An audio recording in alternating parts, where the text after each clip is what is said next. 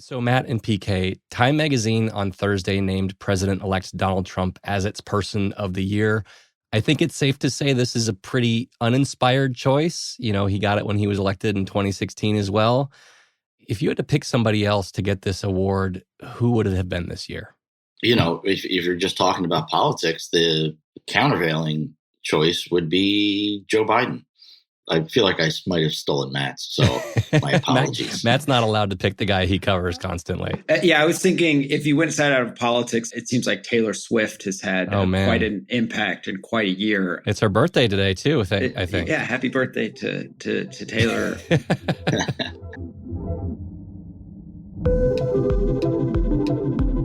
Welcome to the Campaign Moment. It's Friday, December 13th. I'm Aaron Blake, senior political reporter and author of the Campaign Moment newsletter. Today, I'm joined by two great guests to help me break down the biggest politics stories of the week. First is senior congressional correspondent and columnist Paul Kane. Hey, PK. Hey, Aaron. How are you? I'm doing well. And also with us today is White House reporter Matt Viser. Hey, Matt. Hey, Aaron.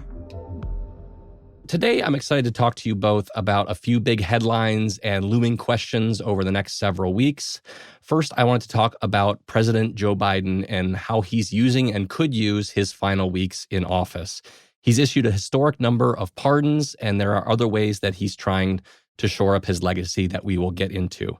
Then I want to get into the Time Magazine Person of the Year Award interview that Donald Trump did. It's a rare, long-form interview with a non-conservative outlet. Trump talked about transgender rights, he backed off a promise to sharply reduce grocery prices, and he talked about his plans to potentially pardon January 6th defendants. And then finally, there are a couple of potentially important Senate appointments on the horizon that could impact just how willing that chamber is to go along with Donald Trump's agenda in the next few years. You ready, guys? Fire away. Let's do it. So, Matt, you've been covering President Biden's moves as his term winds down. Can you just give us a little bit of a breakdown of the main areas of focus for him between now and Inauguration Day? Just kind of a brief list of the most important stuff that he's talking about doing and doing right now? Probably the forefront of his mind is solidifying his legacy in some way. So you're seeing him give speeches every week or two, trying to talk about the things that he has accomplished. And this is kind of a way just for him to remind people of what he's done. Also kind of a recognition that, you know, his legacy is a little bit of a work in progress. It's not been a good couple of months for him and that legacy, you know. So I think you'll hear him talk a little bit about that.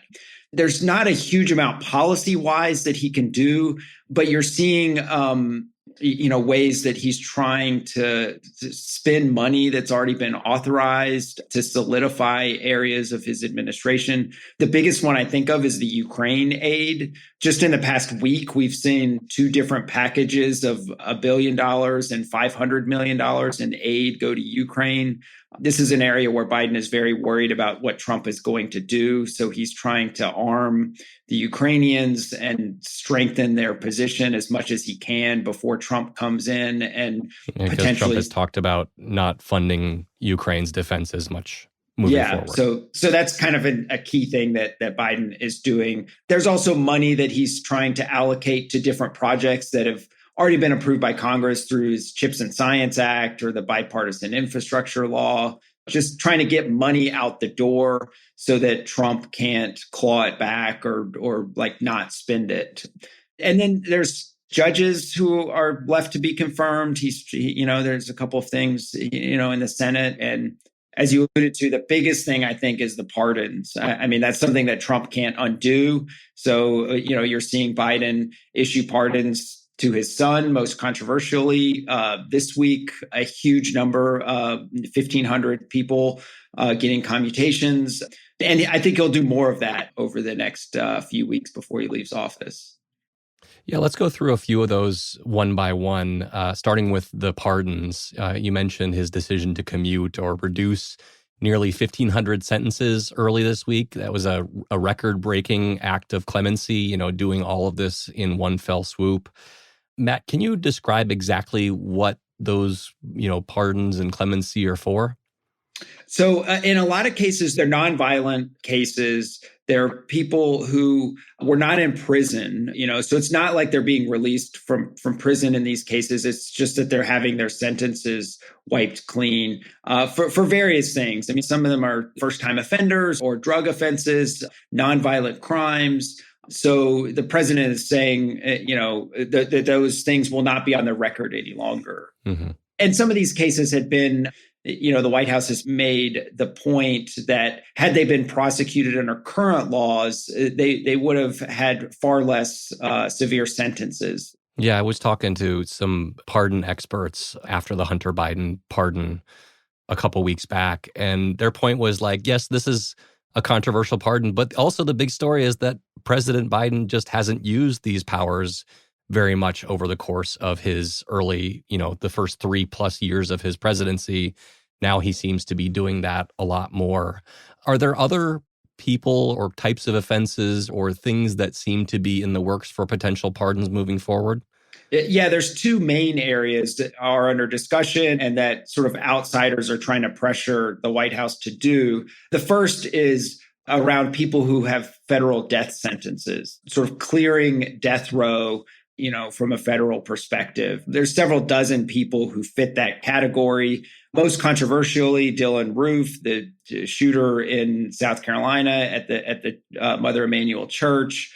Tsarnaev, the Boston Marathon bomber. These are people who've been federally prosecuted and sentenced to death row. So there's pressure on Biden to commute those sentences and have them spend their life in prison rather than sentenced to the death penalty. The other thing is also fairly controversial around pardoning people for various things within the administration that Trump might come after. Anthony Fauci, Liz Cheney, preemptive pardons that could, prevent them from being threatened by a Trump Justice Department. And Trump has suggested that he may go after some of these people. So it leaves it to Biden to figure out whether to protect them in some sort of way. So I think that's under discussion at the White House as well to figure out, whether to do something like that. PK, I wonder, what does this kind of looming pardon effort and the pardons that we saw earlier this week, how does that fit in with the image that President Biden wants to leave as his legacy? That's the perfect setup because I'm skimming through a list that was sent out yesterday from DOJ. And there's a 58-year-old man from Fountain Valley, California, pleaded guilty to nonviolent drug offenses at the age of 25. So that's, math. 33 years ago. 33 years ago. He is somebody who was wrapped up in the time when Joe Biden was chair of the Senate Judiciary Committee. I believe that, depending on when the sentencing happened, it was probably just before the 1994 crime bill. But several very tough on crime piece of legislation that set these mandatory minimums for what were often nonviolent offenses. Looking at several other people on this list, there were definitely people that went to trial, got convicted, or pleaded guilty in 1999, 2000, 2001, and they were hit with these mandatory minimum sentences that came about from the law in 1994 that Joe Biden, chair of the Judiciary Committee, shepherded into law during Bill Clinton's first term. And it has kind of shadowed him late in his career as people began to say a lot of these drug offenses were nonviolent drug offenses and people were getting sent to prison for, generations, and essentially their lives were being ended. These commutations and pardons are essentially in some way Biden exercising that part of his career. Mm-hmm. And I don't know. I think that's something that's lurking in the background in all of this. That's really interesting. I think it's also interesting, as PK points out, like the arc of Biden's career, where in 1994, his quote was, lock the SOBs up. And now yesterday his quote was, America is built on the promise of possibilities and second chances. So like a dramatic contrast from the Biden of 94 to the Biden of 2024, as so much of Biden in his like long career, it's kind of a remarkable capstone. Yeah, if you're in politics for as many decades as he has been, you will go through some evolutions over the course of that time. John McCain once looked at me and he was like, "Hey, man, stick around here long enough. You'll see everything." Okay, so let's hit some of the other actions that President Biden is doing or talking about doing right now. And some of them seem, as Matt mentioned, aimed at anticipating some changes that Trump could make when he's in office or spending money so Trump can ultimately spend it. Matt, can you talk about how Biden is trying to preempt the actions of his successor? Yeah, and I think it's really trying to Trump-proof or kind of like solidify things that he's done. The way I think about that mostly is like the amount of money that was authorized by Congress. And Biden came in and quickly got approval from Congress to spend like trillions of dollars. And there's only so fast that you can get that money out from the federal government. So Biden is really trying to like get that money out the door, authorized to projects so that Trump can't come in and not spend it. A lot of it's not on controversial stuff. And some of it, Biden, to his frustration, Republicans have touted, because it's money in their district, even though they voted against the actual spending of it. So I don't know that Trump would necessarily divert some of that money, but Biden wants it going to the projects that he thinks are most worthwhile. That's really interesting. I also saw this week that the Republican House decided to pass a bill that had previously passed in, I believe, August in the Senate that would expand the number of federal judges. It seems apparent that Republicans are on board with this now because they know who those judges are going to be appointed by. Is this something that has any hope of actually ultimately passing, or is it just like, well, now it benefits one side over the other, and so it's not going to actually happen? The real irony here is the Senate lead sponsor of that bill is the current president's probably best friend in the Senate, Chris Coons, has been a member of the Judiciary Committee for all 14 years that he has served in the Senate, and believes, and this is a very necessary thing because there is this ongoing caseload, workload that judges, especially at district court levels, are battling. But Biden has threatened to veto it. And it is, to him, a matter of timing. And timing meaning he doesn't want to give over to Donald Trump, dozens of new judges to appoint and fill. And it's the latest example of basically just the way that the judicial branch has turned into such a partisan battle. A little less than 25 years ago, I was a reporter at Roll Call covering the Senate, and I used to cover these judicial wars that were really small scale and very few people paid attention to them. Slowly but surely, largely through the work of Mitch McConnell, it became one of the most defining things of a president. And yeah, it's interesting because the judges are supposed to be nonpartisan, and now we just see constant press releases about the number of judges that Mitch McConnell got confirmed on his watch, which I think is really a sign of our time. After the break, we are going to get into that Donald Trump Time magazine interview, and we're also going to be talking about a couple of major questions in the Senate, specifically who could be appointed to a couple of seats in Florida and Ohio. We'll be right back.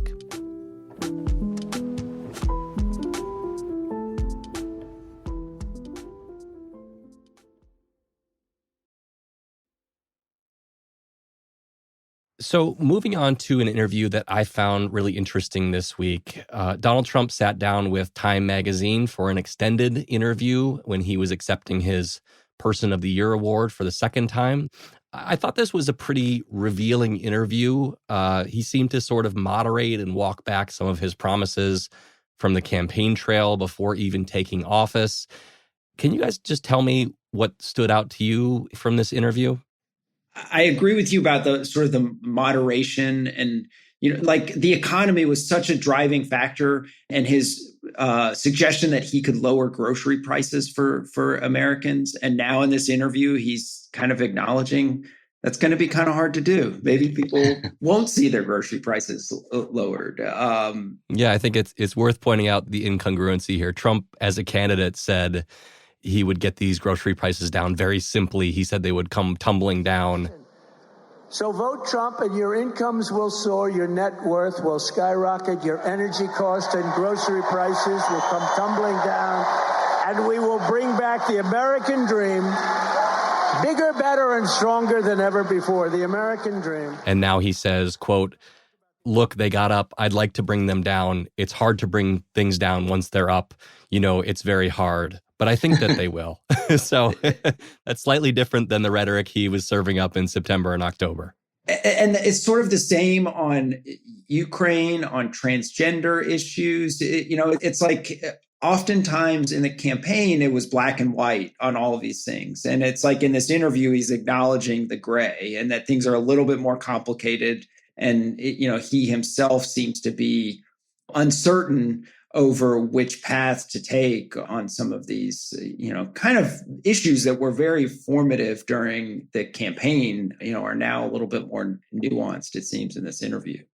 Yeah, I think one of those issues that came up in this interview was about transgender rights. And, Donald Trump has offered some mixed signals on this. Back in 2016, he was asked about Caitlyn Jenner and what bathroom she should be able to use. And he was basically like, well, whatever bathroom that she wants to. And we also saw, during this campaign, his campaign and its allies, in contrast, spent tens of millions of dollars on anti-transgender advertising. I think people listening to this might remember the Kamala is for they, them ad, which was seemingly everywhere. At least it was when I was watching football games. Yes. In this interview, he was asked about that bathroom issue, and he's basically like, yeah, I think we should probably talk about other things. It's a very small number of people who are involved, which I thought it was interesting that he would kind of downplay this issue that was such a focus of the late campaign. Is that one of those issues where it's like he doesn't really have strong feelings of this and he'll kind of go along with what other Republicans want to do? Yeah, I mean, I think he's usually pretty smart at identifying the political space of something, even if he himself doesn't necessarily believe it. But now that he's president again, you don't sort of know if it's something that he wants to spend time on, and if it's something that his base really wants. But on the other hand, you see people on the Hill like Nancy Mace who continue to kind of drive at this issue as something that clearly they see the space that's going to animate their base, which Trump often pays attention to. Yeah, Nancy Mace is, of course, the congresswoman from South Carolina who recently spearheaded the effort to get transgender people, require them to use the bathrooms of their sex assigned at birth. In the Capitol. Yes, in the Capitol. Yeah. But has talked about expanding that more broadly as well. PK, did you have more thoughts on that?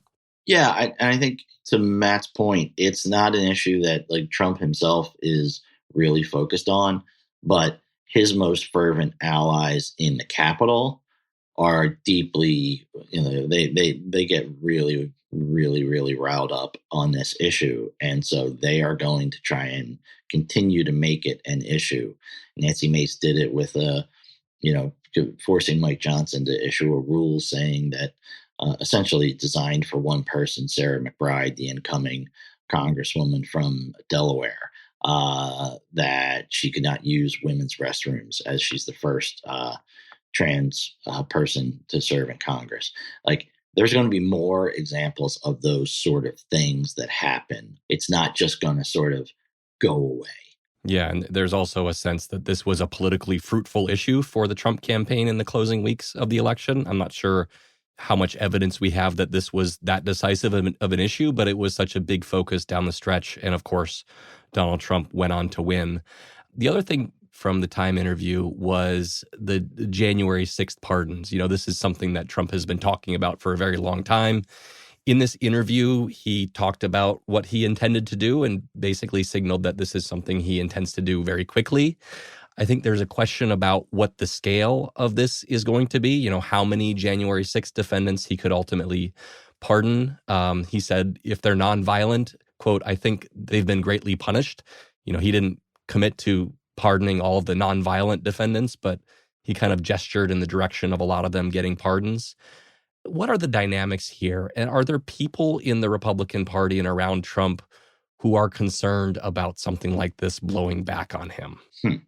I sort of get the sense that there does not seem to be much pushback of anything that Trump is doing. And you're seeing a minority, like a very small number of voices who even are willing to express objection over some of his cabinet nominees who have all sorts of what traditionally have been very problematic histories and lack of experience for the jobs that they're being appointed to.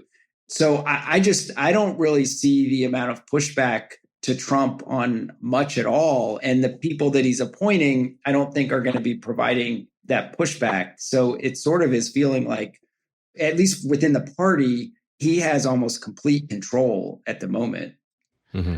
Just real quick, I think there's going to be a distinction between some people who are sort of not really well known, who have been serving brief prison terms for, entering the Capitol, versus what does he do about Enrique Tarrio, the leader of the Proud Boys, who he was sentenced on sedition to 22 years in prison. Yeah, seditious conspiracy. He was not in there fighting police and battling police. Is Trump going to pardon him and say that he was a nonviolent person on that day? Well, that's actually technically true. He did not himself do things. So if he starts pardoning people like that, then you really are heading into a different level of the political question, and it'll be tougher for Republicans to explain this. Interesting. Guys, the last thing I wanted to talk about is something that has some bearing about just how much the Republican Party goes along with Trump's agenda. And actually, we don't know what the Senate is completely going to look like. And that's because we have a couple of vacancies that are likely to be filled by governors appointing replacements. One of them is in Ohio, where J.D. Vance's seat will be filled by Governor Mike DeWine. And then in Florida, Marco Rubio is President-elect Donald Trump's pick for Secretary of State. If he is confirmed for that, there will be an appointment for that seat that is made by Florida Governor Ron DeSantis. PK, can you just remind us what we generally expect from these kinds of appointments?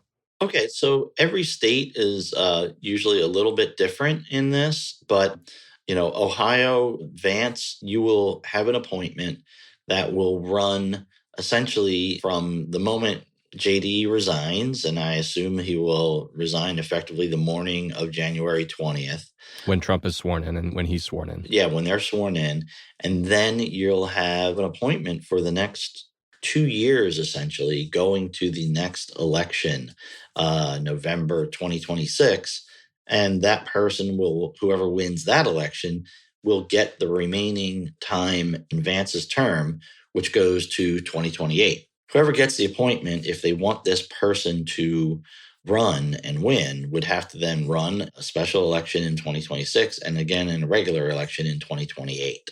And different people do it different ways. Sometimes governors look to pick somebody who they want to give the head start to and to start their career off and run for reelection. Others have chosen to pick caretakers, essentially elder statesmen of their party, and then sort of let it be an open primary for the next election. I think one of the big questions is, obviously who will be appointed to these seats, but even beyond that, how MAGA will these picks be? There is some talk in Florida about DeSantis potentially picking Laura Trump, the president-elect's daughter-in-law.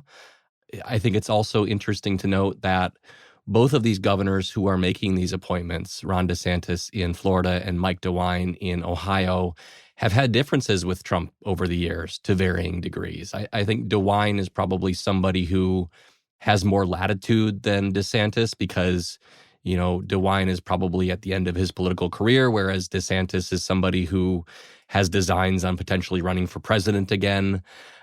What do you guys expect as far as how loyal these picks will be? Because obviously that'll matter when it comes to how many senators could potentially object to, these cabinet picks or any number of things that Donald Trump might push over the next few years.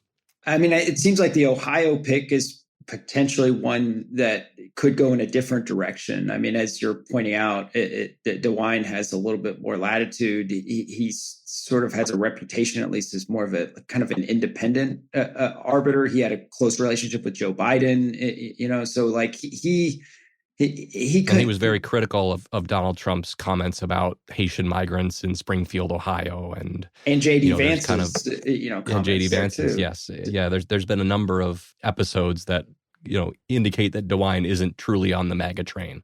I'm almost kind of more intrigued maybe with Florida. I mean, if it's Laura Trump, the president's daughter-in-law, obviously she would probably be pretty loyal to her father-in-law. I think the big question there is whether there's at least the appearance of a quid pro quo if a DeSantis gets appointed to something, if not an actual quid pro quo in there. So, I mean, I think that one is also quite fascinating to watch. Yeah, and DeSantis, of course, has been talked about as a potential backup for defense secretary if Pete Hegseth's nomination doesn't wind up moving forward. And so the idea would be, DeSantis gets defense secretary and then Laura Trump gets the Senate appointment. I think that's something that in another time would certainly raise quite a few eyebrows, but maybe a little bit less so in the Trump era. Yeah. PK, any thoughts on these two appointments? The day that Matt Gaetz withdrew for Attorney General nomination, I saw Rick Scott, Florida's other senator, and I half jokingly said to him, like, hey, how about Matt Gaetz to get the appointment to be senator? And he chuckled and then basically spent several minutes explaining all of the virtues of Laura Trump. Mm-hmm. It left me with the impression that it was almost a done deal. Interesting. That's it for today's episode. Thank you so much, PK and Matt. Anytime. Thank you. Paul Kane is a senior congressional correspondent and columnist for The Post, and Matt Viser is a White House reporter. If you're tuning in via Post Reports, we'll keep bringing you these conversations most Fridays, but we are taking the next couple of Fridays off for the holidays, so we'll see you next time in the new year. Today's episode was produced by Laura Benshoff and mixed by Justin Gerrish. It was edited by Lucy Perkins and Rachel Van Dongen. Our team also includes Maggie Penman, Rena Flores, Monica Campbell, Ted Muldoon, Alana Gordon, Ariel Plotnick, Bishop Sand, Rennie Svirnovsky, Sabby Robinson, Emma Talkov, Sean Carter, Peter Bresnan, Allison Michaels, Renita Jablonski, Martine Powers, and Elahe Izadi. I'm Aaron Blake. Have a great weekend.